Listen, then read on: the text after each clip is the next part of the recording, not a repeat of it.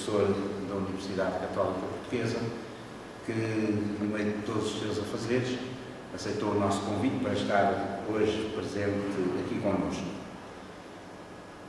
Eu farei uma breve apresentação do seu professor. Fez o seu doutoramento em Teologia pela Faculdade de Teologia Católica de Münster, em 1975, com a tese Igreja e Comunidade Política em Perspectiva Ecuménica. É professor da Faculdade de Teologia da Universidade Católica Portuguesa, foi diretor da revista da própria Universidade Didascália e foi assessor do Conselho de Gerência da Rádio Renascença até ao ano de 2010, onde foi, entre outros cargos, também jornalista. De 1996 até 2000 foi vice-reitor da Universidade Católica e é presentemente membro da Comissão da Liberdade Religiosa, representando a parte católica, a Igreja Católica. Amanhã mesmo irá ter uma reunião desta comissão. Entre vários textos e artigos publicados, como por exemplo Viver a Fé no Mundo de Hoje, Dimensão Profética do Leigo, Religião e Maturidade da Fé, Igreja Católica em Diálogo Teológico com outras igrejas, O Crente perante a Interpelação do Mal, Fé e Compromisso no Mundo, Famílias Interconfessionais e Celebração da Fé, Unidade na Diversidade no Diálogo Ecuménico, publicou em 1994 o livro intitulado A Recepção como Realidade Eclesial e Tarefa Ecuménica.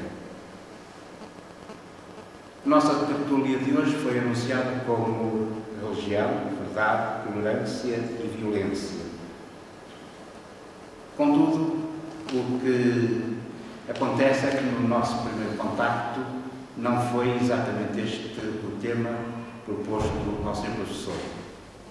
Como já se perceberam por esta breve nota biográfica que fiz, o seu professor tem uma sensibilidade muito específica para as questões do ecumenismo e esse primeiro contacto tínhamos-lhe pedido que abordasse o tema ecumenismo, unidade quando. Entretanto,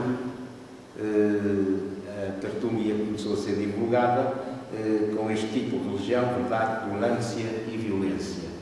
E por mera casualidade, foi ontem mesmo que, em Lisboa, o Sr. Padre Lujão disse ao Sr. Professor José Eduardo: pois eu sei que vai a Aveiro, até vai falar de religiões, de violência. E ele ficou muito admirado, porque de facto não era isso que tinha anunciado isto, e porque entretanto houve da nossa parte uma falta de comunicação.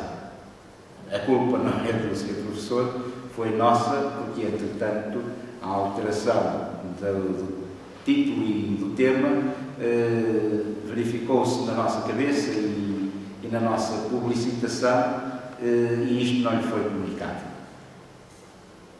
Isto quer dizer que o Sr. Professor vai nos falar de ecumenismo como tínhamos pedido. O que eu acho que é também para nós um enriquecimento, porque nos tem faltado muita reflexão e se calhar até algum conhecimento e aprofundamento deste tema sobre ecumenismo. As nossas relações em Aveiro com as outras igrejas têm-se resumido quase unicamente à oração que em comum preparamos e celebramos na Semana da Unidade de Oração pelos Cristãos. Mas, para além disso, quase não temos feito absolutamente mais nada, nem temos refletido sobre este importante assunto que nos diz respeito a todos e não apenas a algumas pessoas mais curiosas acerca deste tema. Temos a oportunidade de ter junto de nós certamente a pessoa que em Portugal mais conhece sobre questões de ecumenismo. E por isso iremos escutar, certamente com todo o nosso empenho, e se entretanto surgir alguma questão sobre violência, tolerância, a verdade, as religiões, enfim, toda esta temática que, no fundo, foi aquela que divulgámos, o Sr. Professor depois responderá às questões que lhe sejam colocadas. Resta-me dizer uma última palavra. O Sr. Professor José Eduardo Borges de Pinho é um leigo. E é com satisfação que me cabe a mim apresentá-lo a esta Assembleia e dizer, é a primeira vez que lhe digo, que ele foi arguente da minha tese e por uma razão muito simples. Quando o meu orientador da tese, o professor Baroni Galvão, me perguntou se eu queria indicar algum nome, eu indiquei o nome do professor Borges de Pinho. Por uma razão, por ser um leigo. Porque eu queria que no júri da minha tese estivesse um leigo. E essa foi a razão pela qual escolhi e muito grato lhe fico por ter aceitado este convite que lhe foi dirigido, não pessoalmente por mim, mas pela própria Universidade. Certamente não sabia que a razão tinha sido essa. Muito obrigado. Então vamos ouvir o Sr. Professor. Então, muito boa noite. Muito obrigado pelas palavras que disse e também pelo convite de estar hoje aqui. De facto, houve este desencontro. Já não houve hipótese de o remediar. Aliás, só confirmei mesmo que não era assim hoje quando cheguei aqui à Aveiro, porque, de facto, ontem até pensei que a pessoa tivesse lido mal. Eu não tenho tido grandes possibilidades de tempo para consultar a agenda da Eclésia, provavelmente foi lá que ele encontrou. E, portanto, o tema que preparei realmente está formulado no mail que eu recebi, que falava de ecumenismo quando por fim a unidade. Ora bem, mas, como disse já, no fim da nossa conversa, penso que vou conseguir em 40 minutos, vou tirar uns 5, podemos conversar sobre a questão que estava prevista como tema deste nosso encontro esta noite. Para responder à questão quando por fim a unidade dos cristãos, eu entendi que era de fazer um percurso em 3 etapas, em 3 partes, que é assim que divido também esta exposição. Primeiro, lembrar, sublinhar os aspectos principais do caminho percorrido nos últimos 50 anos. E, portanto, verificar aqui, sobretudo, uns 5 aspectos que me parecem fundamentais. Depois farei uma referência às questões e dificuldades que hoje se colocam, algumas principais, e depois também delinearei perspectivas de futuro, como é que nós hoje temos a encarar esta difícil e complexa tarefa ecuménica.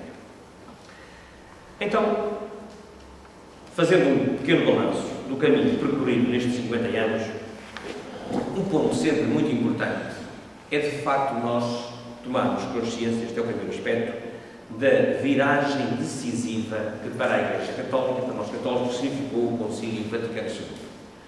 Nunca é demais lembrá-lo e, sobretudo, não só pela transformação que trouxe. Hoje que estamos começar a falar da recepção do Concílio, sem dúvida que ressalta ainda mais a importância que teve a preocupação ecuménica, quer na convocação do Concílio, quer mesmo na forma como o Concílio decorreu, mas há 3 ou 4 aspectos que ressaltam do conjunto do Concílio, nomeadamente do decreto sobre o ecumenismo, que são de uma importância transcendente em termos mesmo de convicção católica. Por exemplo, logo no princípio do número 1 do decreto, que diz que o movimento ecuménico da aproximação da questão é fruto da ação do Espírito. Ou, por exemplo, o número 2 do capítulo, início do segundo capítulo do decreto, que diz princípios católicos do ecumenismo. Na versão inicial, antes de chegarmos ao texto final, falava-se de ecumenismo católico. O Concílio dá uma orientação, não há um ecumenismo católico ao lado de outros ecumenismos. O ecumenismo, a atitude católica, insere-se no grande movimento ecuménico. Há critérios que são da nossa própria experiência e convicção cristã. E, na verdade, todos que acompanhamos este processo, podemos hoje dizer, sem sombra de dúvida, andou-se mais nestes quase 50 anos depois do Concílio, em termos de aproximação entre os cristãos, do que em 500 anos. E há elementos concretos que provam isso, como eu daqui a bocadinho também falarei.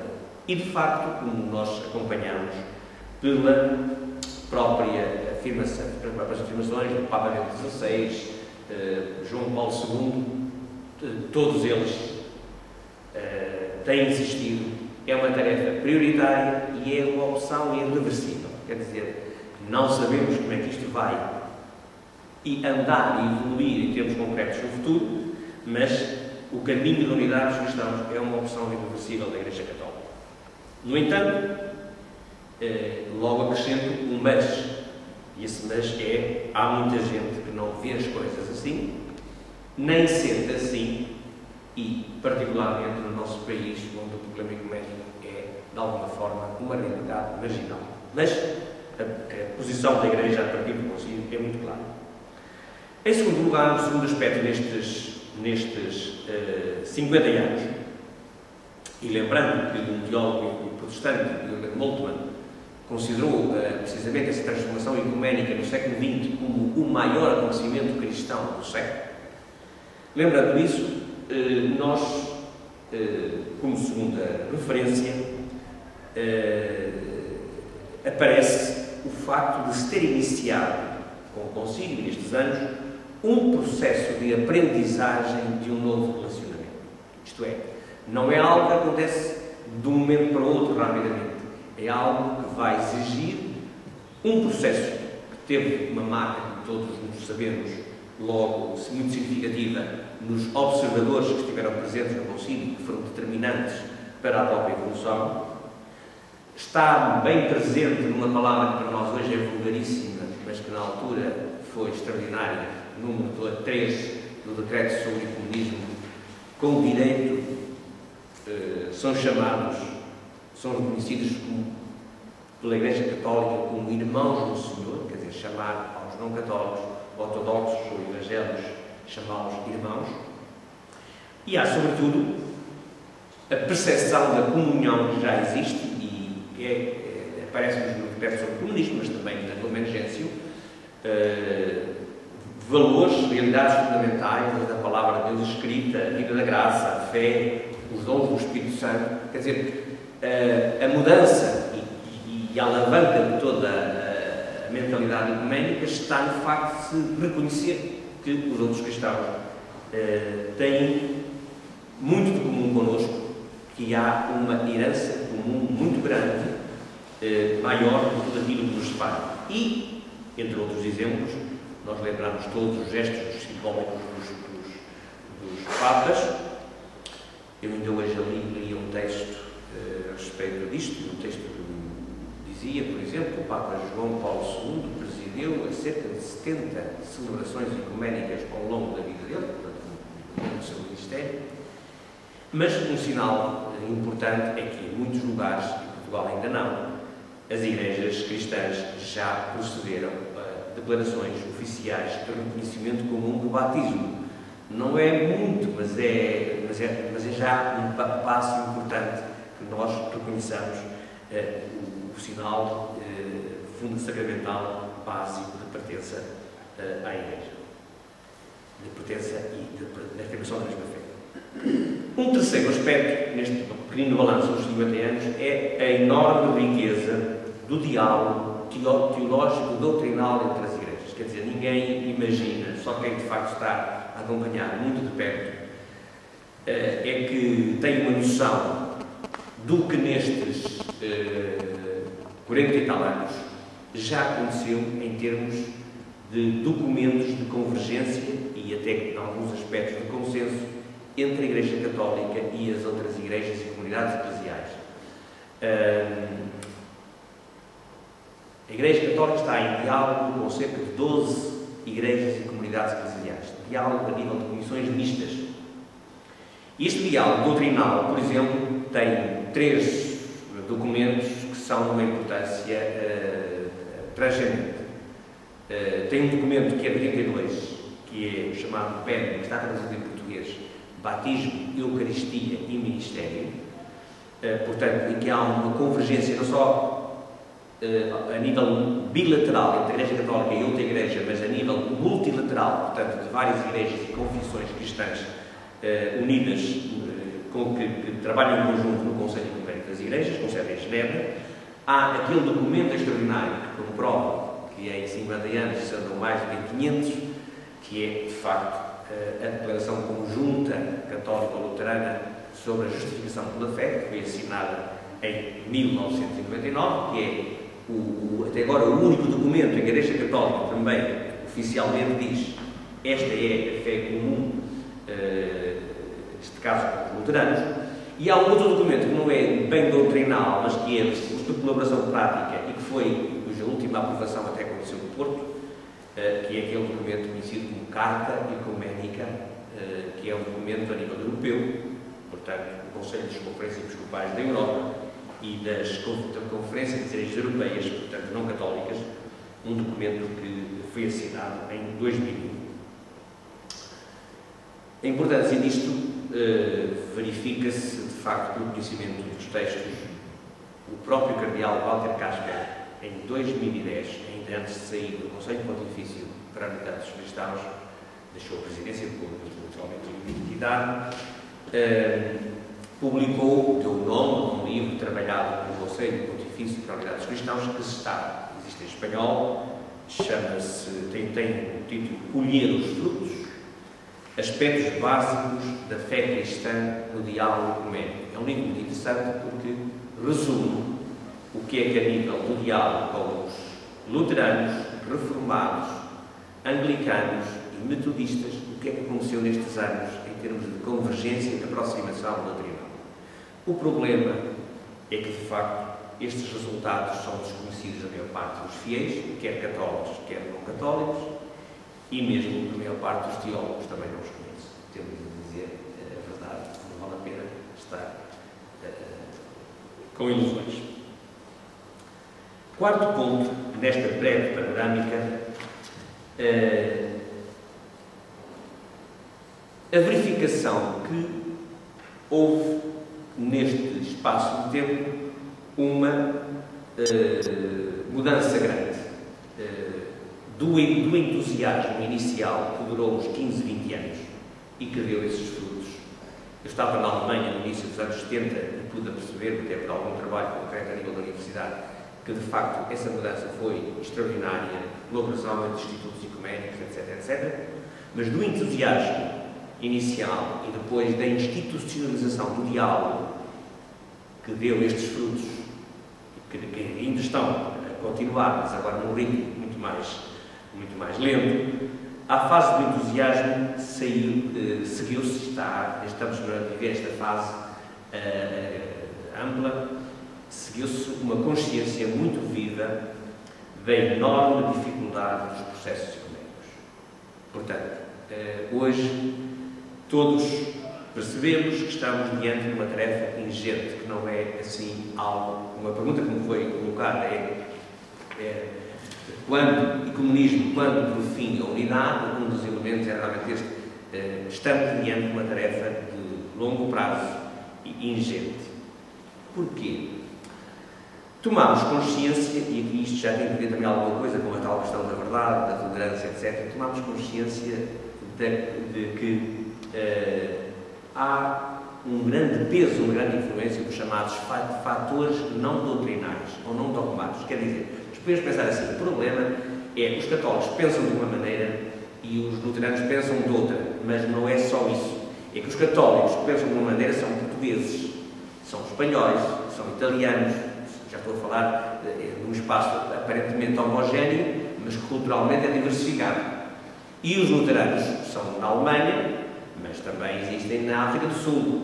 E como conhecemos os anglicanos existem na naturalmente no Reino Unido, mas também existem em África e existem na América, nos Estados Unidos da América. Portanto, estão a ver que há aspectos sociais, psicológicos, culturais, políticos, etc., que têm uma influência muito grande e disso tomámos consciência há pouco e pouco.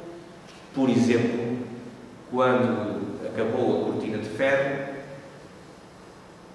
houve espaço de liberdade no leste e foi aí que recomeçar novamente os grandes problemas entre católicos e ortodoxos, a propósito dos chamados uniatas. Porquê? Porque a liberdade, que foi ótimo, mas a liberdade veio trazer ao de cima conflitos que estavam abafados. E, portanto,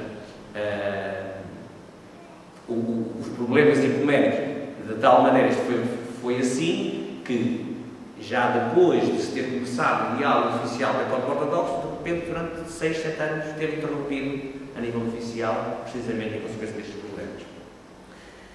Depois, como todos sabemos, os processos de aproximação entre as pessoas e grupos não são fáceis, são complexos, envolvem muitos fatores, mas há aqui outro pormenor que é de grande importância, que é novos problemas que antes não estavam presentes apareceram no horizonte, e todos nós ouvimos falar de problemas relacionados sobretudo com a comunhão anglicana, mas, por exemplo, concretamente, a questão da ordenação de bispos homossexuais, a questão da forma bioética, questões de bioética, a própria questão da ordenação de mulheres criou um novo problema de divergência entre as igrejas, nomeadamente a Igreja Católica, e, portanto, quer dizer, a uma fase de aproximação segue-se uma fase de tomar consciência de novos problemas. Quinto e último aspecto, e este não é o menos importante, e nestes 50 anos, no entanto, o ecumenismo, a realidade ecuménica, avançou imenso, e avançou imenso não é o que os teólogos sabem, não é o que o Papa diz, tudo isto é muito importante. Uma das grandes encíclicas do Papa João Paulo II é sobre a questão ecuménica, que é precisamente a Utunum Sint. A verdade é que o ecumenismo avançou e avança cotidianamente, todos os dias, na vida de muita gente.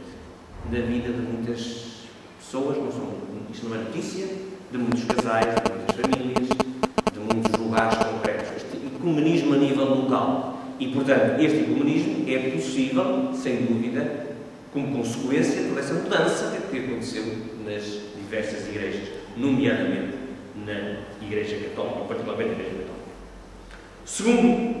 Segunda etapa, segunda parte. Questões e dificuldades que hoje se colocam. Bem, eu já delineei algumas e vou retomá-las de uma outra maneira. Vou sublinhar 6 aspectos. Não são todos, mas são aqueles que neste momento me parecem realmente mais ilustrativos da realidade ecuménica atual. O primeiro aspecto é a alteração, transformação muito significativa do panorama ecuménico. Concentremos-nos na questão dos protestantes. Nós estávamos habituados, normalmente, quando para nós, em termos ecuménicos, são eles os principais produtores, falamos de luteranos, reformados e calvinistas, falamos de anglicanos, e temos os ortodoxos do lado oriental. Mas a realidade ecuménica hoje não é bem essa. As chamadas igrejas tradicionais protestantes hoje já não são maioritárias a nível mundial.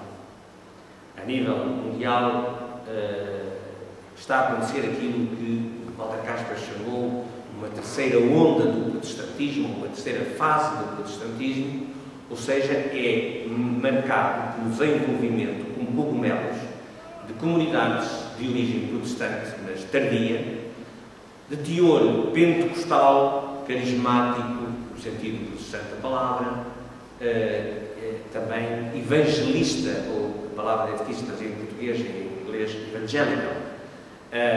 Ou seja, muito em concreto na América Latina, sobretudo em África, mas aqui em Portugal também. E a minha experiência na Comissão de Liberdade Religiosa tem confirmado isto. Tem confirmado que, ou estão a nascer e a surgir em diversos sítios pequenas comunidades, nos casos são Assembleias de Deus, os nomes variam imenso, noutras são outras designações, às vezes misturas, pequenas comunidades locais e que, face à nossa lei da liberdade religiosa, passado algum tempo, obtêm também o seu reconhecimento como pessoas coletivas religiosas. Independentemente do reconhecimento ou não reconhecimento, existem. Ou seja, hoje calcula-se que, enquanto os protestantes tradicionais, com os quais a Igreja Católica tem mantido, de facto, este diálogo, nomeadamente também a nível do Conselho Ecuménico das Igrejas, serão cerca de 400 milhões, estas novas comunidades andarão já pelos 500 milhões, 600 milhões, alguns dizem isso, talvez, não sabemos muito bem. Mas há aqui um pormenor que também logo alteração do panorama ecuménico. Porquê? Porque luteranos e reformados, o calvinismo ou anglicanos afirmam a mesma vontade de procurar a Igreja de Jesus Cristo una. Já não é o caso nem dos adventistas, nem, portanto, de outros batistas. Já a sua atitude ecuménica são as igrejas que em Portugal estão associadas, não é só em Portugal, mas aqui particularmente na Aliança Evangélica Portuguesa, já não têm a mesma noção de ecumenismo, não têm a mesma noção de unidade, não têm o mesmo objetivo. O ecumenismo é mais uma forma de colaboração e de simpatia e de relacionamento com o cristão, mas não a perspectiva ou o horizonte de uma igreja em que nós nos reconheçamos como única igreja de Jesus Cristo, na diversidade de pessoas, comunidades, etc. Segundo ponto, segunda dificuldade, que é aquela que também tem marcado a evolução nos últimos anos, há uns 20, 30 anos desta parte, que também nos afeta a nós. E é aquilo que se chama a recaída em novos confessionalismos. O que é que isto quer dizer? Ora bem, a abertura do concílio significou que nós, cristãos católicos, convencidos de estarmos na verdade como estamos, percebemos, no entanto, que abrirmos aos outros é uma riqueza e que a nossa identidade católica não é diminuída com isso, mas é enriquecida, é complementada. O que acontece é que, mesmo na Igreja Católica, mas também nas outras igrejas e comunidades eclesiais, começou este processo de avanço e de aproximação, suscitou atitudes de defesa, medo de dar passos, medo, portanto, de ir em frente, que é, no fundo, a questão básica que está aqui, é a questão da identidade, da própria identidade. Será que, dando um passo, nós perdemos esta identidade oficial? Bom, e então, estas reações, esta que eu chamei de recaída em atitudes confessionalistas, assume tanto maiores proporções quando há fenómenos dentro das próprias igrejas que levam realmente a sentir isso de uma forma mais viva. Dou um ou dois exemplos para se perceber melhor. É que o diálogo ecuménico começou progressivamente a centrar-se e a descobrir que o problema fundamental, os problemas fundamentais que dividem as igrejas não estão na fé em Deus, não estão em fé em Jesus Cristo, mas estão em problemas de ordem eclesial, estão em problemas da estruturação eclesial, da configuração eclesial, estão em problemas como os ministérios, a autoridade, quem é que exerce a autoridade, qual é o papel do Papa, etc, etc, etc. E, portanto, isto provoca em todas as igrejas, também na Igreja Católica, provoca atitudes, sim. Mas nós temos esta convicção e, portanto, de defesa. O confessionalismo aqui é uma defesa unilateral, é um fechar-se como se não houvesse passos a dar em frente. E, portanto, por exemplo, os ortodoxos, essa abertura ao Ocidente foi uma abertura social e política, mas uma abertura que também os fez dizer: não, nós não queremos nada daquilo que no Ocidente se vive e que é contra as nossas ideias e contra as nossas tradições. E por isso, os ortodoxos, que fazem parte do Conselho Ecuménico das Igrejas, a Igreja Católica não faz parte, os ortodoxos, alguns deles, começaram a questionar, e a questionar seriamente, e aqui há uns 10 anos, houve conversas muito sérias, porque grande parte do mundo ortodoxo ameaçou que sairia do Conselho Ecuménico das Ilhas. Precisamente, portanto, porque, digamos, lidar com protestantes que ordenam mulheres, lidar com protestantes que têm determinadas posições no campo bioético, etc., etc., é para eles uma ameaça à sua identidade confessional. Terceiro aspecto, terceiro dificuldade hoje, as dificuldades internas de cada igreja ou até o risco de fragmentação nas igrejas tradicionais. Portanto, terceiro grande problema com que nós hoje debatemos, dificuldades internas, é um aspecto que leva à recaída confessional, mas é algo muito concreto e muito real. Ou até o perigo de fragmentação. Dou 2 ou 3 exemplos. No campo católico, por exemplo, nós não temos só os lefebvrianos. Nós temos gente que hoje diz isto do ecumenismo ou da recepção do concílio ou de seguir o concílio é algo que nos faz, digamos, perder convicções ou práticas católicas que nós tínhamos e temos como verdadeiramente importantes. E o que é que isto significa? Significa que há passos ecuménicos que poderiam ser dados, mas talvez não sejam dados, porque há receio das consequências. Toda a gente sabe isso, eles estão aqui presentes, que para Monsenhor Lefebvre o problema fundamental foi precisamente a liberdade religiosa, que é um tema de grande importância ecuménica, e foi a questão do diálogo ecumênico. No campo ortodoxo, estas tensões internas manifestam-se numa coisa que talvez não saibam, mas já há umas décadas boas, os ortodoxos andam à procura, andam a tentar realizar o chamado concílio pan-ortodoxo, de toda a ortodoxia, e até agora não têm conseguido.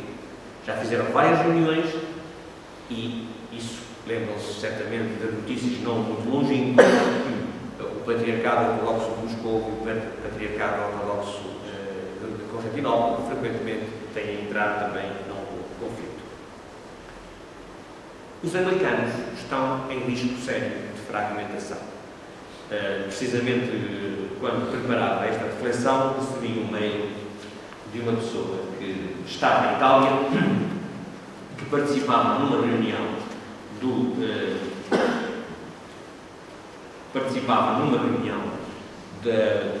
dos luteranos, da Federação Luterana Mundial, mas em que estavam também 2 assessores do arcebispo de Cantuária, Roland Williams, como sabem, pediu a resignação, portanto vai resignar no fim do ano. Ele que tem 60 anos voltará à sua atividade de professor em Cambridge. E sai porquê? Sai porque, isto não é público, em sentido, mas já se sabia que havia problemas, sai porque precisamente um esforço que tem havido na comunhão anglicana no sentido de manter uma certa unidade, de manter, portanto, apesar das divergências entre os episcopalianos nos Estados Unidos e em África, etc., de manter alguma comunhão com consistência, estava a traduzir-se na elaboração do chamado Pacto Anglicano, ou seja, uma espécie de acordo de modos de proceder que aguentasse as igrejas da comunhão anglicana no atual momento. E ao que parece, de facto, bispos da própria Inglaterra mostraram-se renitentes em assinar esse pacto, ou seja, a comunhão anglicana atravessa um dos períodos mais difíceis da sua história, e nós não sabemos onde é que isto vai terminar.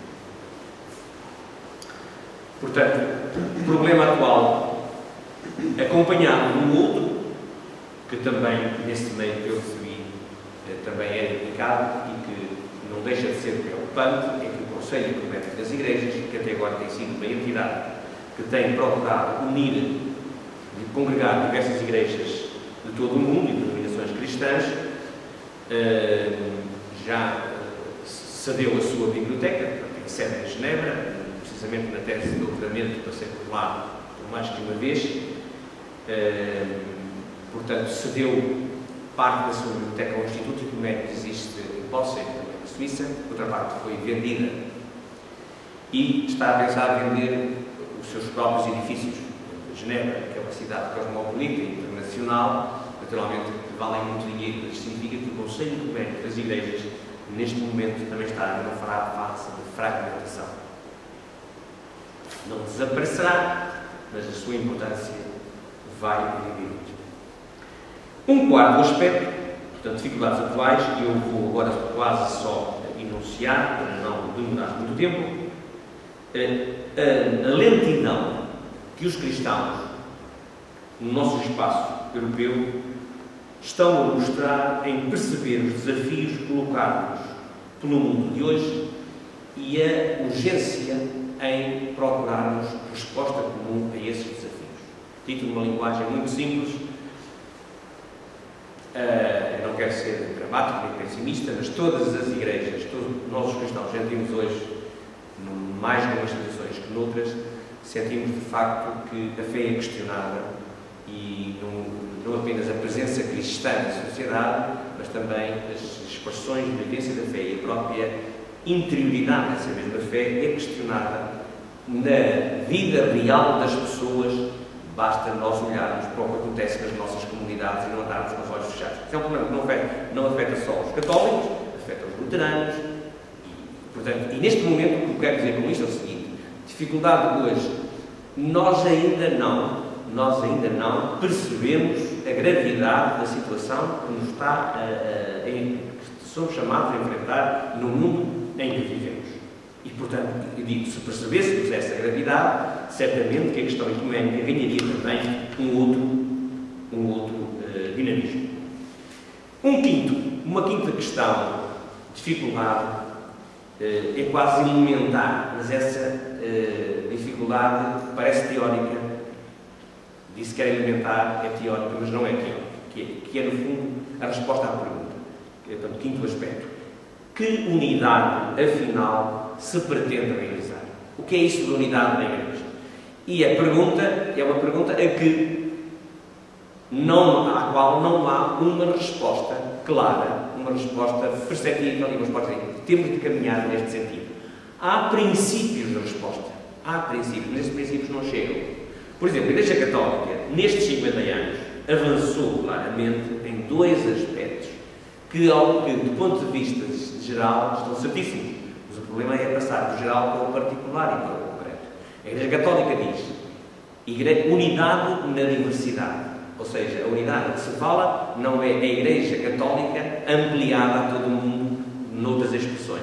É unidade na diversidade. A diversidade de expressões doutrinais, a diversidade de aspectos litúrgicos, na diversidade de modos de exercer a autoridade da Igreja, etc.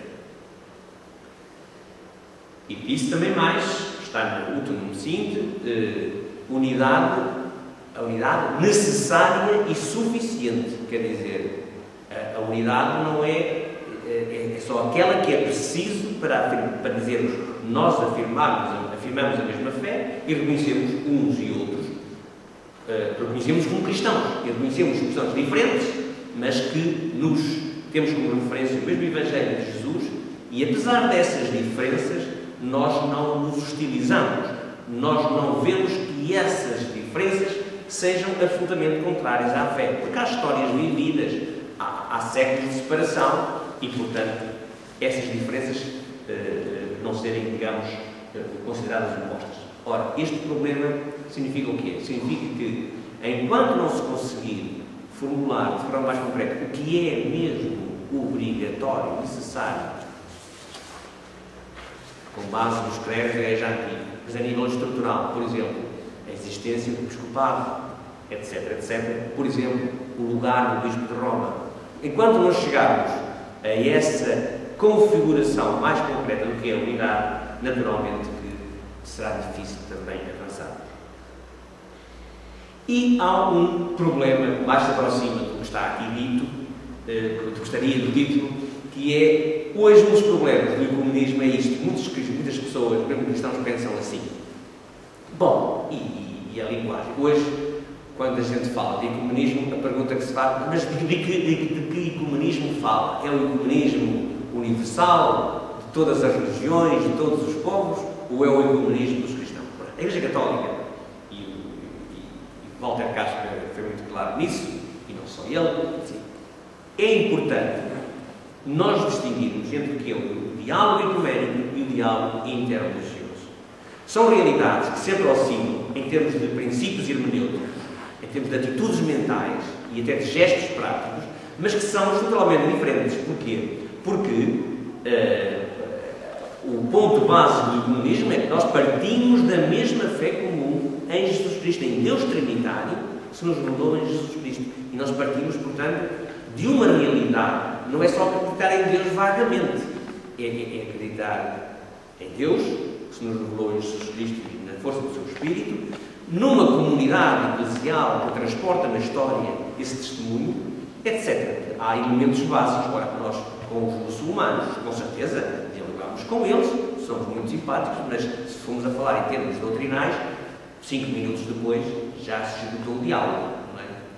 Quer dizer, esgotou-se o diálogo neste sentido. Nós podemos falar como é que entendem Deus. Sim, senhor, nós entendemos desta maneira e podemos conversar muitas horas. Mas, digamos, em termos de busca de consenso ou de convergência, o diálogo esgota-se depressa. Por isso é que o diálogo interreligioso assenta muito em gestos, em sinais e, sem dúvida, em formas de cooperação local, de vida, não tem os mesmos pressupostos. E vou então entrar na última parte, alguns desafios e perspectivas para o futuro. Vou mesmo aqui só falar em tópicos, deixando então para a nossa conversa aquilo que a seguir poderão colocar. O primeiro ponto, a difícil tarefa da conversão pessoal e estrutural. Quer dizer, nós estamos a falar de ecumenismo e isto pode parecer que estamos a falar realmente de uma realidade teológica, teórica, de questões, portanto, que mais ou menos têm que ver com verdades da fé, etc. Mas o núcleo, isso está no decreto sobre o ecumenismo, número 6 e número 7, o núcleo da tarefa ecuménica é a disponibilidade para mudança de vida, para uma mudança de atitude, para uma mudança de mentalidade, para aquilo que nós chamamos de conversão pessoal e estrutural. Quer dizer, e o problema é este, é que cada um de nós pensa assim, sim senhor, os anglicanos que se convertem. Antes do concílio, era assim que se pensava e se dizia assim, os anglicanos que se convertam e que voltem à Igreja Católica, os luteranos que se convertam e voltem à Igreja Católica.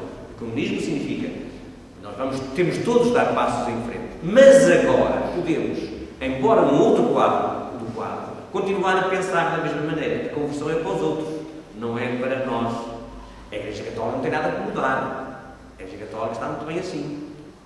Ora, o problema que se coloca é que realmente aqui a tarefa ecuménica é uma questão de conversão pessoal e estrutural. E eu, ao falar neste aspecto, lembro de um documento de um grupo ecuménico muito conhecido, que agora tem aparecido menos, até porque cada dia onde se reuniam já não é uma abadia propriamente, que é o chamado Grupo de Dom, e um dos belíssimos documentos de diálogo ecuménico dos últimos anos tem precisamente o título Para a Conversão das Igrejas. Para a Conversão das Igrejas. E pergunto o que é que nós temos de mudar, por exemplo, nas práticas de piedade, na maneira como valorizamos os outros, etc, etc. Segunda questão. A necessidade, segunda perspectiva, portanto, do futuro, a necessidade de valorizar e cimentar aquilo que já se adquiriu, o que já se obteve. A imagem melhor para isto é o seguinte: o ecumenismo, neste aspecto, muitas outras coisas na vida, é como uma espécie de alpinismo. E o alpinista não é aquele que vai lá e todos os dias regressa à base. Ele vai estabelecendo etapas, bases intermédias, que só chega ao cume se for assentando em bases intermédias. Ou seja, o que vai sendo adquirido tem de ser acolhido nas comunidades cristãs. Para isso precisa de ser conhecido.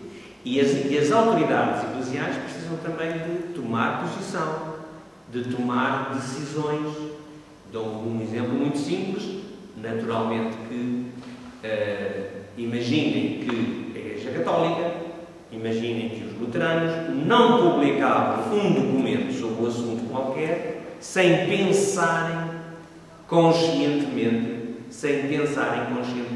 no que os outros cristãos pensam sobre o assunto. Imaginem que os católicos, e não imaginem, nós temos documentos não muito antigos, o Papa João Paulo II e o próprio Bento XVI já publicou também suponho que se recorre bem, no início do pontificado, que traz precisamente sobre a Eucaristia, Sacramento Redemptionis, sobre a Eucaristia, publicado um documento sobre a Eucaristia para católicos, mas tendo consciência do que já aconteceu no diálogo ecumênico sobre a Eucaristia. Sairiam textos diferentes. O conteúdo fundamental é o mesmo, mas a maneira de eles apresentar a valorização das coisas seria certamente diferente. Portanto, não podemos sempre partir como se estivéssemos no zero. Terceiro, e eu já aqui o dei a entender, e portanto não vou elaborar muito, a Igreja Católica tem uma responsabilidade particular nesta matéria. Precisamente porque nós católicos estamos, eu penso que legitimamente convencidos de que possuímos uma plenitude a nível sacramental e institucional que outras igrejas e comunidades eclesiais não possuem.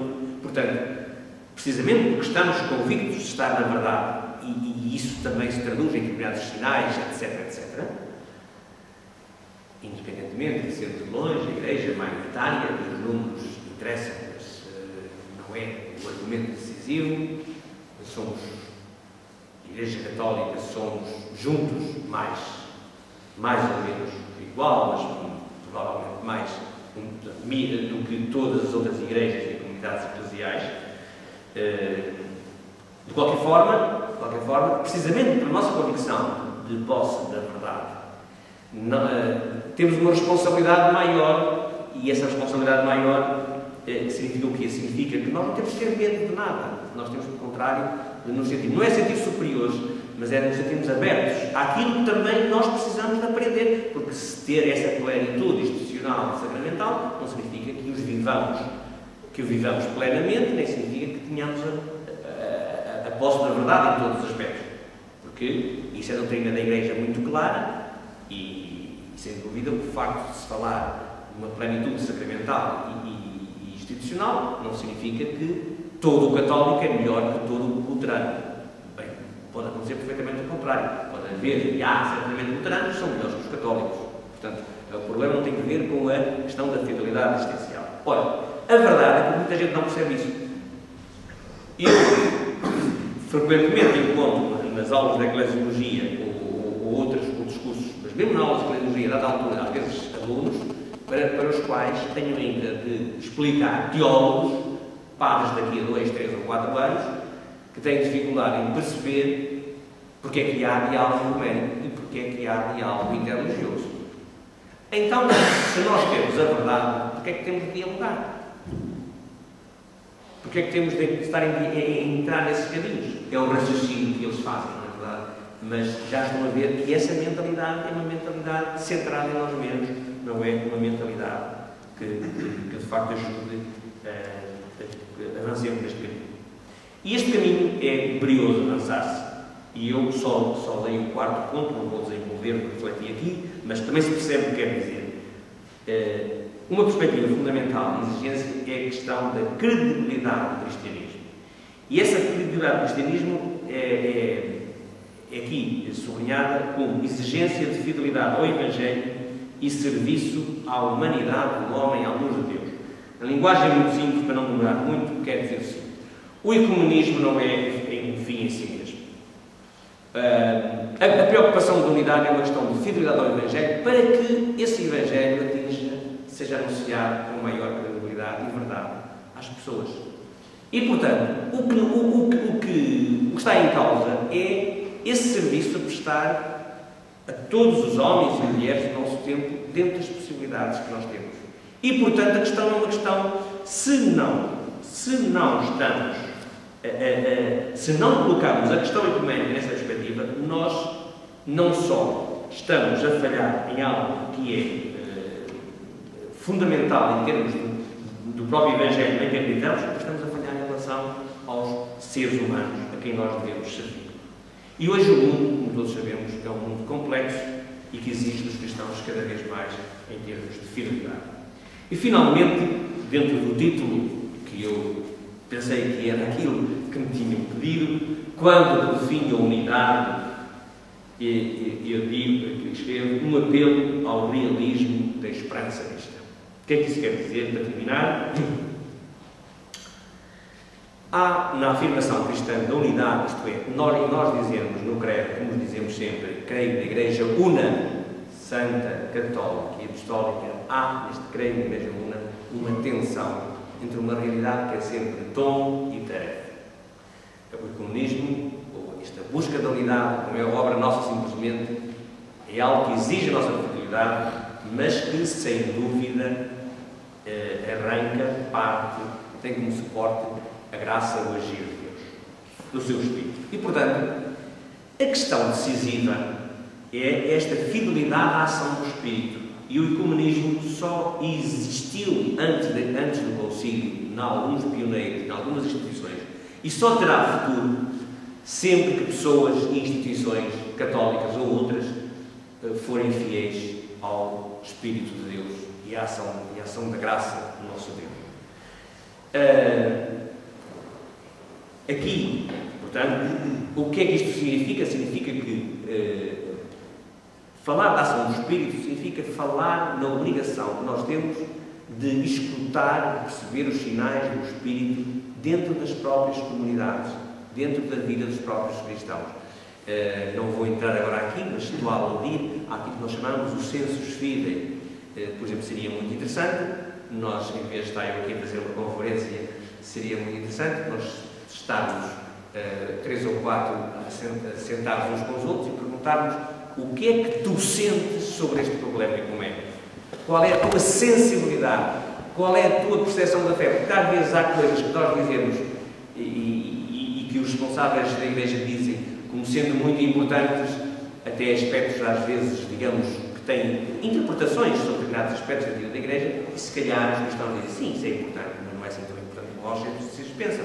Por exemplo, esta sensibilidade ao serviço ao irmão, ao serviço à humanidade, se calhar está viva em pessoas e que o sentem muito mais do que nós próprios que andamos a lidar, digamos, diariamente com estas coisas ao nível, chamemos, mais teórico ou mais de reflexão teológica. Portanto, para terminar, sem dúvida, este realismo da esperança significa o quê? Valorizar, reconhecer, agradecer a Deus tudo o que já vai sendo possível fazer-se e que já existe a nível de caminhar ecuménico e conjunto. Portanto, saber avaliar positivamente aquilo que já aconteceu, mas também saber que a confiança na ação do Espírito não significa que nós possamos cruzar os braços. Só é verdade, só é verdadeira, só é autêntica a afirmação de fé na ação do Espírito se ela corresponder a uma interpelação no sentido de nós próprios, cada um no seu lugar, cada um com os seus meios, com as suas possibilidades, fazer aquilo que Deus lhe pede, aquilo que é indispensável fazer. Muito obrigado.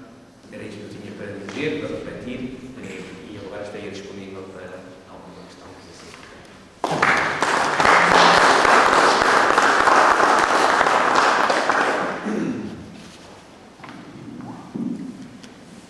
Pois muito bem, depois desta exposição que o Sr. Professor nos acaba de fazer e que certamente nos deixa muito mais conscientes da tarefa ecuménica que a todos nos cabe, porque ela não é, como aqui foi defendido, uma tarefa exclusivamente de especialistas que se dedicam ao diálogo nas diversas instâncias e comissões mistas.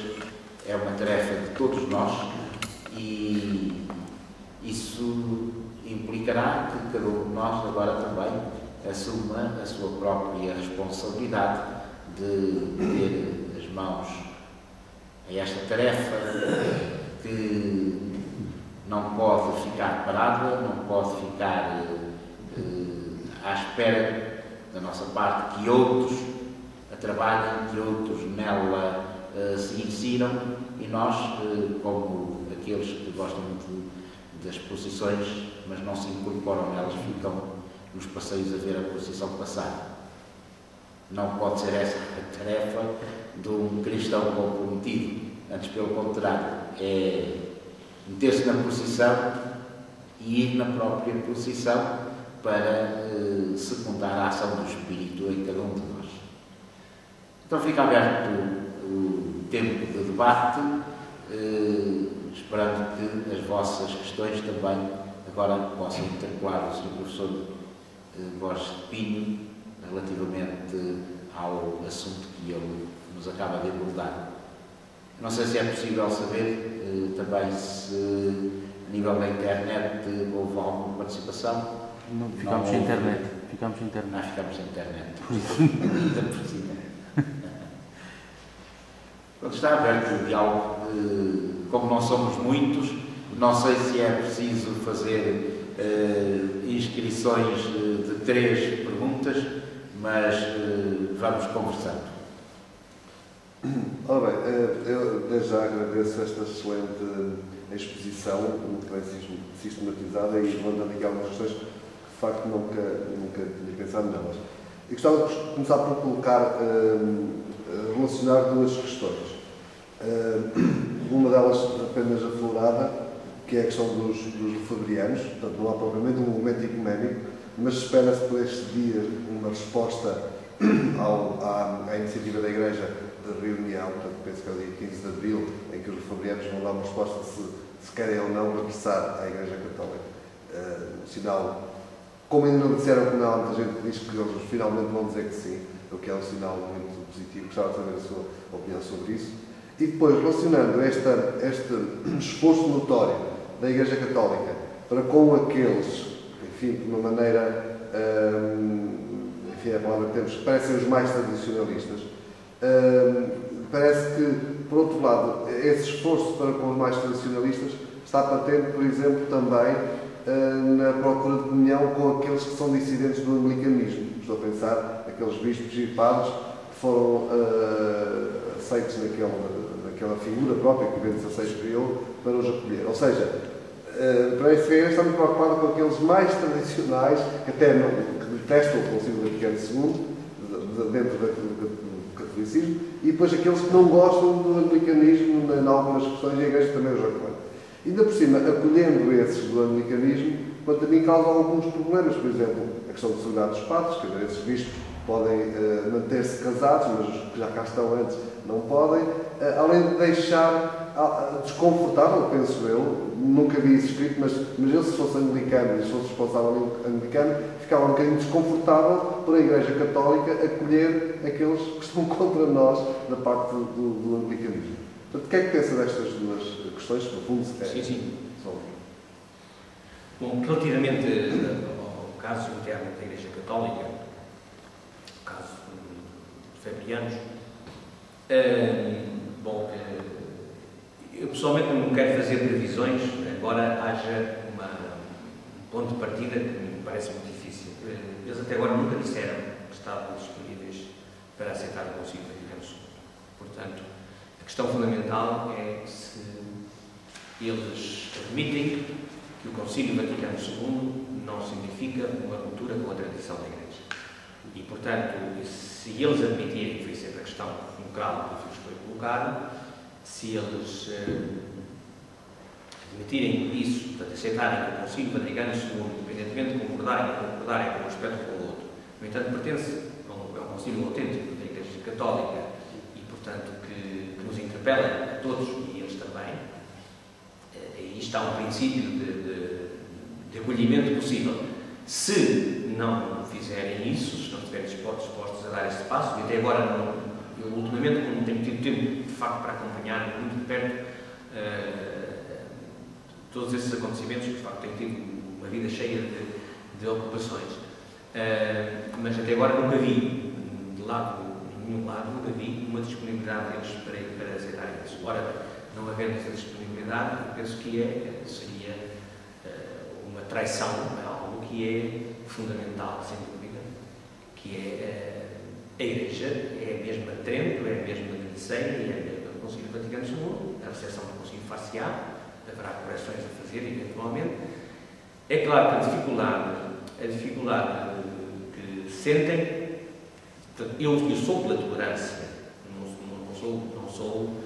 não é a questão, no caso concreto com os febrianos, tenho uma margem enorme de tolerância no sentido de se evitar, tentar sanar a ruptura, mas de facto, seria um sinal muito preocupante que perante, na minha ótica, não é?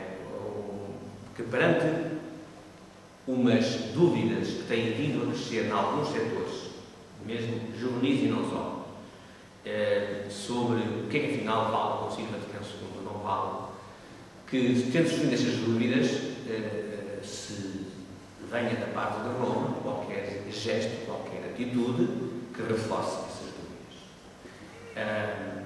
Eu compreendo perfeitamente os febrianos, eu compreendo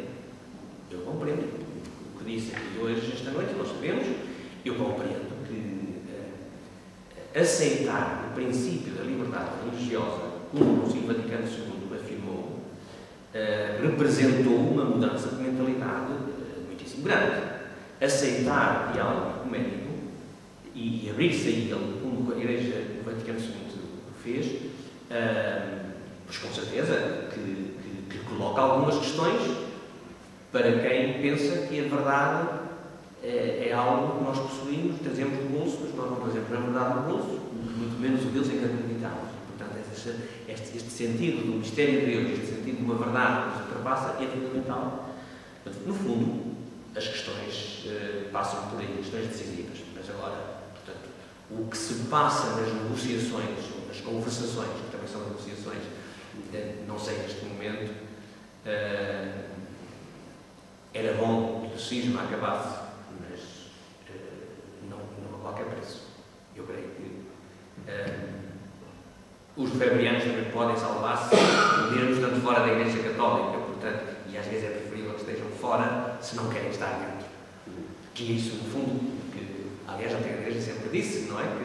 Que se em consciência uma pessoa não pode estar no sítio onde está, neste caso na Igreja Católica, segue o seu caminho, mas não é que o problema não se põe ao contrário. A Igreja existe com a sua proposta, com aquilo que ela vive na sua identidade. Quanto aos anglicanos, bom, foi muito discutido e aqui houve uma questão logo clara que em princípio pode parecer um certo jogo de palavras, mas que não é.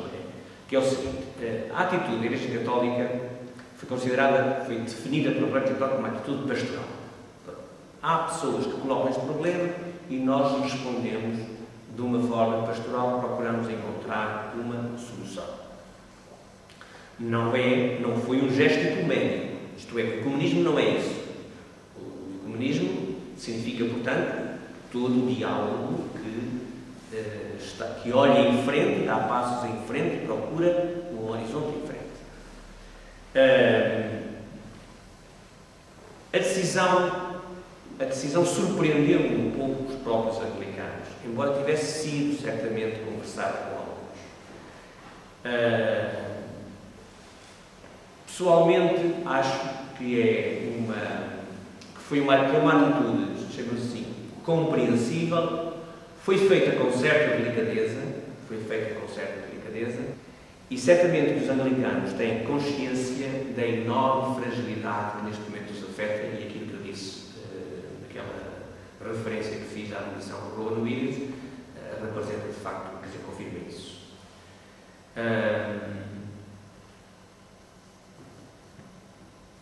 Quanto ao futuro, costumamos dizer que o futuro a Deus pertence. E é por isso que nós, nestas ocasiões, os nossos juízos e as nossas leituras são sempre que são, também frágeis. O Yves Congar, num artigo precisamente sobre a unidade da Igreja, a certa altura diz, lá está no Mistério Salutis, diz que que utiliza um provérbio que ele diz que é português, não sei se é português, se não, mas ele diz que é português. Deus, nós usamos, Deus escreve direito por linhas tortas. E ele usa isso para dizer que, apesar dos cismas e das heresias serem caminhos, chamemos, tortos, linhas tortas, que através delas, muitas vezes, Deus escreve direito, no sentido de indicar caminhos. O que eu quero dizer, com 2 exemplos, fica claro. Se não tivesse havido Lutero foi mau, apesar que, quando se celebraram os 50 anos de Lutero, há um documento do Diálogo Católico Luterano que lhe chama, e foi, com todos os seus defeitos e limites, chama, primeiro o documento é Lutero, Testemunha de Jesus Cristo. Procurou ser. É um documento católico luterano.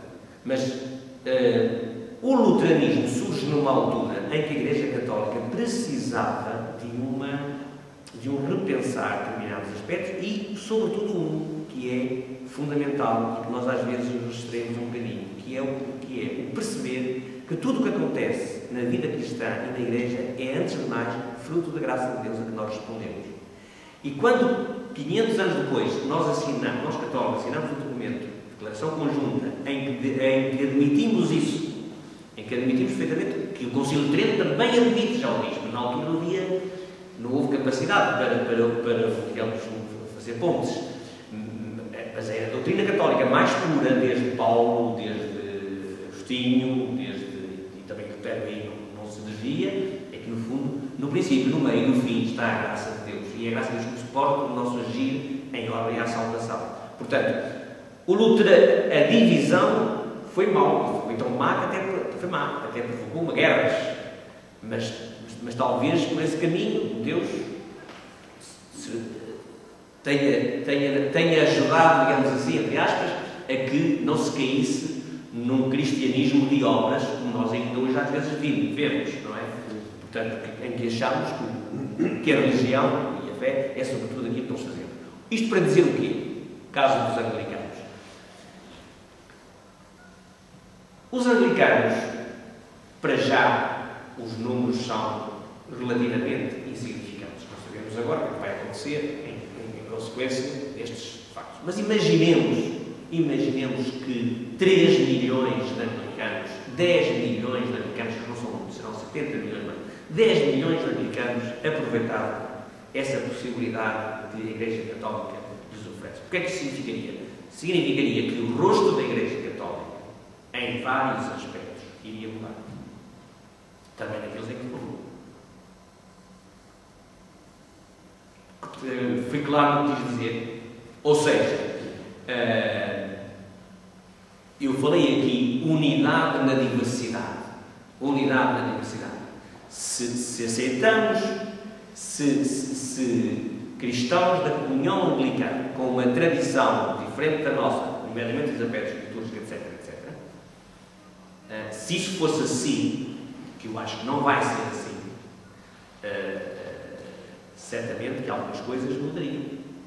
Certamente a Igreja Católica, quer dizer, aquilo que seria um acolhimento, significaria um acolhimento que também iria questionar determinados aspectos da Igreja Católica.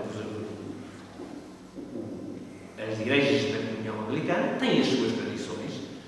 Não é assim porque não será assim, a não ser que o anglicanismo de facto se fragmente, mas fragmentando-se mesmo. Imaginemos que se fragmentaria de uma forma que se colocaria era várias comunidades anglicanas, de tipo africano, de tipo episcopaliano, de tipo europeu, não propriamente. Porque apesar de tudo, há diferenças. Desde logo uma coisa muito simples, por exemplo.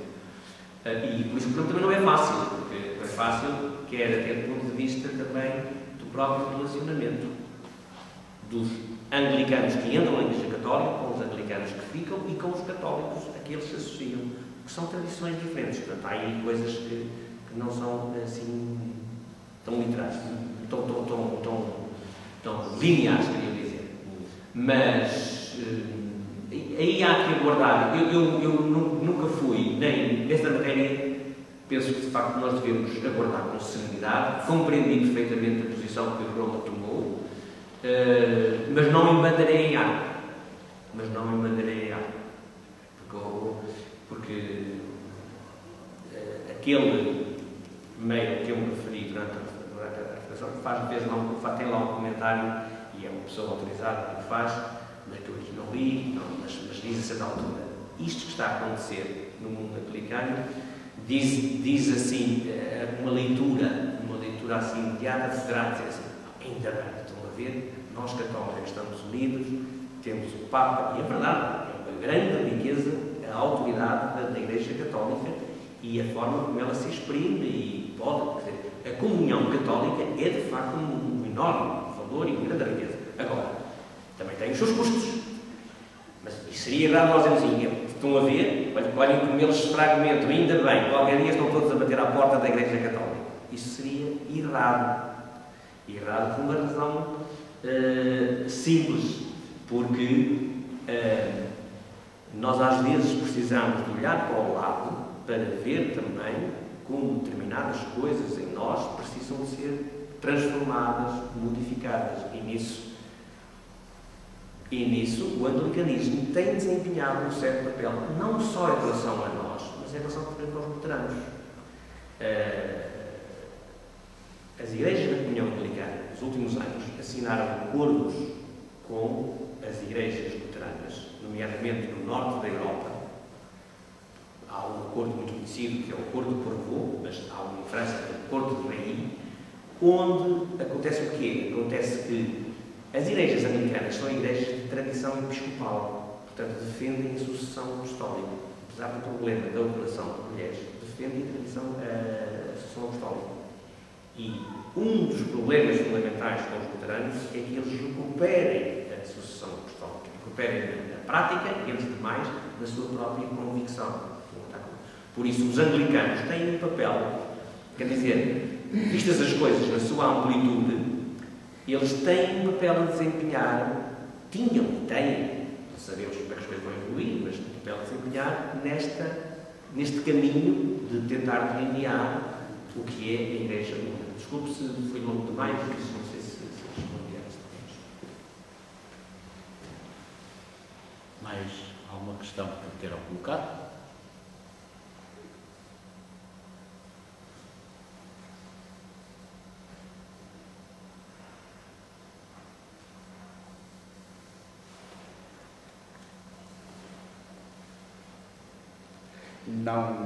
Não sei se é verdade aquilo que vou dizer, mas suponho que o Papa João Paulo II terá afirmado que o século XXI seria o século da unidade. Perspectiva-se que, porventura, haja passos que se possam vir a concretizar para que durante este século a unidade se venha, de facto, a consumar. Unidade nesta perspectiva em que ele colocou na sua encíclica, que seja a unidade possível e necessária. Não a unidade naquele mesmo conceito que existia previamente ao concílio. Estes que se convertam e que entrem cá dentro, que nós já cá estamos na verdade. Eu acredito que vão ser dados alguns passos significativos. Nestas coisas, nós temos de ver o seguinte: como acontece nas nossas vidas e na vida dos povos, também com Portugal. Há coisas que nós só fazemos porque somos obrigados a fazê-las. E quando a necessidade aperta, até vemos as coisas. E antes, se calhar, não vimos, até devíamos ter visto. Eu quero dizer com isso o seguinte: eu creio que fiz uma breve alusão, mas para mim é claro, porque a história do movimento independente também tem muito a ver com isso. Quer dizer, a unidade não é qualquer coisa só que nós sonhamos e descobrimos e internamente achamos que tem de ser assim. A unidade é um desafio que nos é colocado pela humanidade que nós fazemos parte e pelos problemas que esta humanidade traz consigo. E, portanto, se nós nos perguntarmos, como o Papa Bento XVI na Caritas in Veritate, como é que este mundo encontra novos estilos de vida, novas formas de viver e sobreviver. Se nós nos perguntarmos como é que conseguiremos enfrentar a situação atual, que não é apenas uma crise, mas é uma transformação estrutural em muitos aspectos. A pergunta radical que ele lá sublinha, que é a questão antropológica, o que é afinal o ser humano, quais são os valores fundamentais que ele defende, que balizam o que é ser pessoa humana. Portanto, perante isto, muitas das questões que nós colocamos como problemas de doutrina ganham um valor relativamente reduzido. Não quer dizer que eles percam o significado, mas encontram um outro enquadramento. E nesse sentido, eu creio que este século XXI em que estamos vai trazer, provavelmente, em termos de avanço de consciência planetária e também cristã, vai trazer maiores avanços visíveis, porventura, no diálogo interreligioso. Mas avanços em termos de se perceber que temos de dialogar uns com os outros. E se calhar, a nível do diálogo ecuménico no sentido estrito, serão dados alguns passos, mas alguns passos que ainda estarão longe daquilo que é aquilo que nós chamamos a unidade na Igreja. Porquê? É perceptível que o relacionamento com o mundo ortodoxo irá evoluir positivamente, no sentido de, porventura, acolherem um serviço a nível universal, que será um serviço muito diferente daquilo que é hoje o Papa Bispo de Roma, mas há abertura nesse sentido. Agora, é perceptível, da parte das grandes confissões cristãs, a necessidade de comunhão e de unidade. Eu também acho que é perceptível que aquela tensão com a Igreja Católica, que essa tensão se dilua num clima de abertura, maior abertura, mas, portanto, serão avanços paulatinos, porque há aquele fenómeno que estamos aqui, falei há bocadinho, que é o fenómeno da proliferação de outras comunidades eclesiais, etc., que vai ainda continuar a aumentar. Portanto, há aqui uma questão que tem que ver com a própria identidade da fé, e é aí que eu acho que, nomeadamente no espaço ocidental, europeu ocidental, que poderá ajudar-nos a dar passos, de facto, mais incisivos no termo de unidade. Há um autor que diz, num artigo que eu li há pouco tempo, dizia que a religião venceu a Deus. Quando ele diz a religião venceu a Deus, está a dizer, não, há processos de secularização em curso, mas na realidade, ao mesmo tempo, há muita religião. Formas para-religiosas ou parecidas, religião difusa, e isto quer dizer o quê? Quer dizer que a pergunta que nós, cristãos, nos temos de colocar, católicos ou não, é realmente se a nossa vivência da fé, a nossa experiência eclesial, está suficientemente sensível e capaz de responder aos desafios que o mundo hoje coloca. E qual é o maior desafio que o mundo hoje coloca? Eu falei na questão antropológica, eu falei na questão dos estilos de vida, mas a questão acaba por ser que milhões e milhões de seres humanos continuam a morrer de fome e continuam, portanto, a viver uma vida que não é humana. E, portanto, estão aqui questões básicas que nos vão obrigar a dar passos uns com os outros. Agora, peço desculpa, são mais 2 minutos, porque isto tem mais a ver com aquele tema, mas a questão já aparece na questão do Lefebvre, e a questão fundamental acaba por passar também muito por aqui. Quer dizer, uma coisa é a percepção da verdade e o testemunho da verdade, mas outra questão é percebermos sempre, necessariamente, que esse testemunho da verdade, a percepção da verdade, passa por experiências sempre limitadas e parciais. E, portanto, digamos, eu ser capaz, vou dar um exemplo muito concreto para me explicar, para mim, como católico, Nossa Senhora e a devoção a Nossa Senhora é muito importante. Para mais num país como Portugal, com tudo que nós temos vivido no nosso país. Mas eu sou capaz, eu acho que como católico devo ser capaz, de viver ou conviver com um luterano que, por educação de família, porque nasceu na Alemanha ou num outro país qualquer, não tem uma relação afetiva direta com a Nossa Senhora. Direta no sentido cotidiano. Estão a compreender? Ou seja, eu não posso exigir dele o mesmo que tem a ver com a minha experiência, com a minha situação. Quer dizer, e é aqui que o Concílio, ao falar da hierarquia das verdades, nos chama a atenção para essa distância.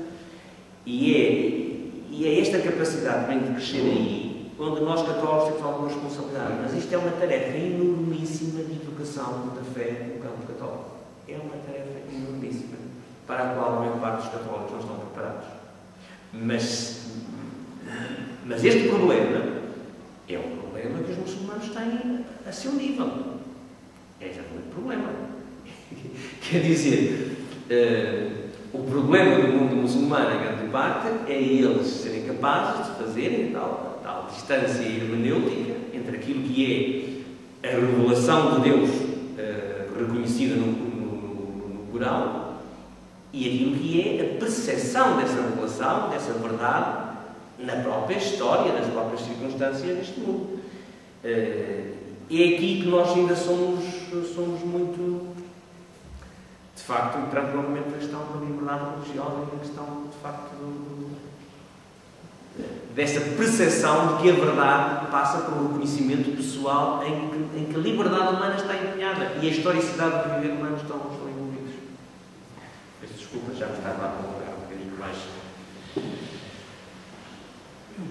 Gostava de pegar nessa parte final, chamado ecumenismo prático ou na prática, nas causas sociais, concretamente, a capacidade das pessoas darem as mãos e, independentemente, colocando com as suas próprias convicções religiosas, mas sobretudo com as suas convicções humanitárias, e caminhando, portanto, no conhecimento, na dedicação próxima, na prática da justiça, etc., e fazendo um caminho que redundaria depois numa aproximação muito maior, possivelmente uma unidade da diversidade e, consequentemente, esse ecumenismo que nos esteve a apresentar em nome da reflexão teológica. Sim. Tem toda a razão.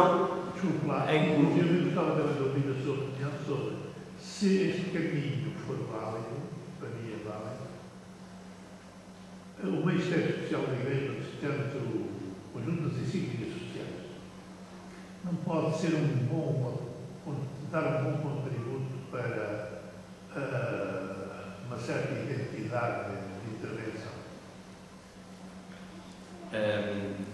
É bom falar exatamente nesse aspecto, porque ele tem acompanhado praticamente o movimento ecuménico desde o princípio, até desde o século XIX e sobretudo no início do século XX.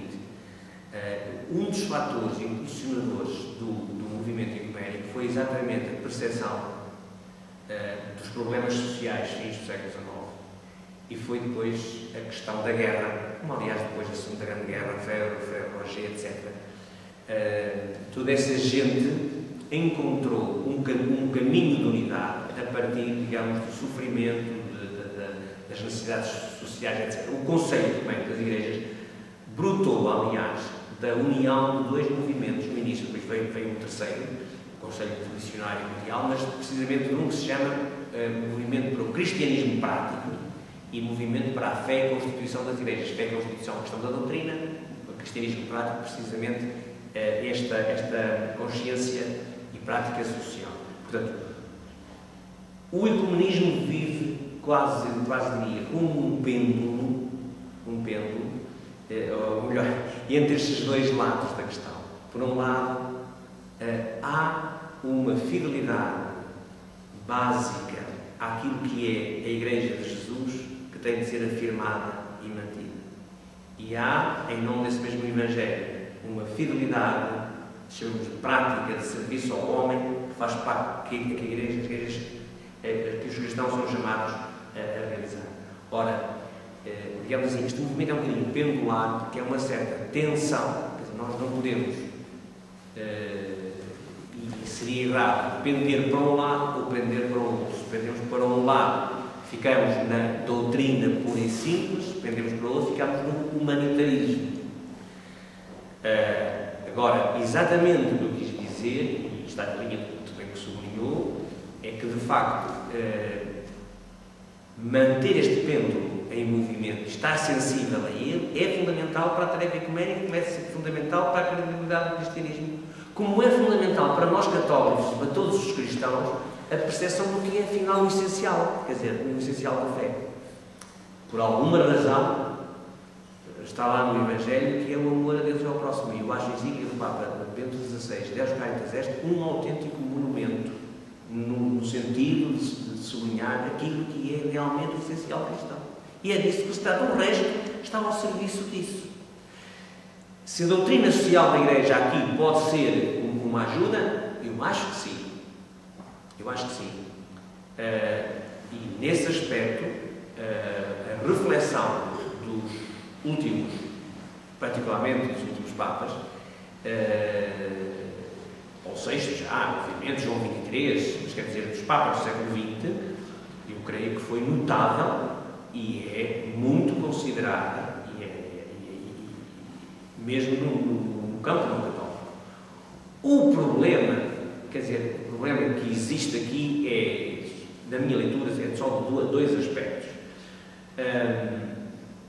A doutrina social católica tem às vezes a tendência para se inserir naquilo que nós chamamos o magistério da Igreja. A palavra magistério da Igreja faz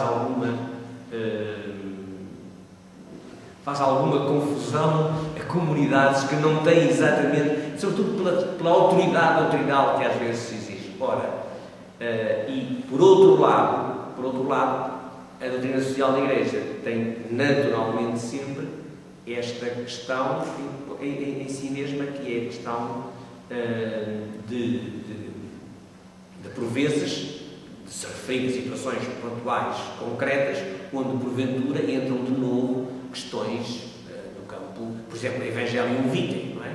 Não será uma encíclica, também não é bem uma encíclica social, é mais moral, mas a Evangelium Vitae não será daquelas encíclicas que logo o protestante luterano aceitará sem mais. Mas, sim, estou convencido que esse património fundamental da Igreja Católica em termos de doutrina social é muito importante em termos ecuménicos e é fundamentalmente reconhecido também por não cristãos. Eu tenho trabalhado nos últimos meses, nos últimos tempos, estas tarefas estão surgindo bastante a Caritas in Veritate. E de facto, é uma grande encíclica. Não é, para mim é melhor até aos Caritas Est, porque vai ao essencial, mas a Caritas in Veritate, eu estou convencido que não há luterano ou não há anglicano que se a ler e a refletir a sério, que não veja lá aspectos fundamentais de reflexão para o mundo em que nós vivemos.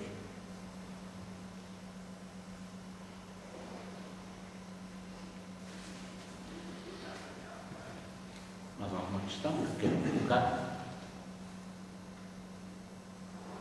Se não, a hora também está-se a aproximar do limite. Eu permito-me lembrar que teremos mais uma tertúlia, será a última, no próximo dia 2 de maio, à mesma hora, e aqui neste mesmo salão, com o tema Quem ressuscita também reencarna. Quem ressuscita também reencarna. E o preletor será o Padre Vasco Pinto Magalhães. O ISCRA irá também promover o terceiro ciclo de Cinema Vida, de 15 a 17 de maio, com a sessão às 20h30. O local também será aqui neste salão do Centro Universitário. com entrada livre. E no dia 15 de maio o tema será o Testamento Vital, cujo preletor será também o Dr. Pedro Vaz Pato. No dia 17 de maio o tema abordará a eutanásia, caminho inevitável. O preletor será o professor Dr. Daniel Serrano. São pessoas que conhecemos e de reconhecido perfil científico para também nos motivar a estarmos presentes nestas iniciativas que o ISCRA propõe. Resta-me uma última palavra, mais uma vez de reconhecido agradecimento ao Sr. Professor pela sua disponibilidade de ser deslocado de Lisboa até Aveiro para nos dirigir a palavra e para nos falar de forma tão acessível destas questões que são efetivamente tão importantes e que às vezes nos vão passando ao lado. E, no entanto, não deixam de ser também questões fundamentais para a vida da Igreja e para a vida de todos os cristãos. Por isso, em nome do ISCRA, os meus agradecimentos. E a todos vós também por vos ter disponibilizado, apesar de uma noite de chuva, sair de casa e estar aqui presentes para esta tertúlia à quarta.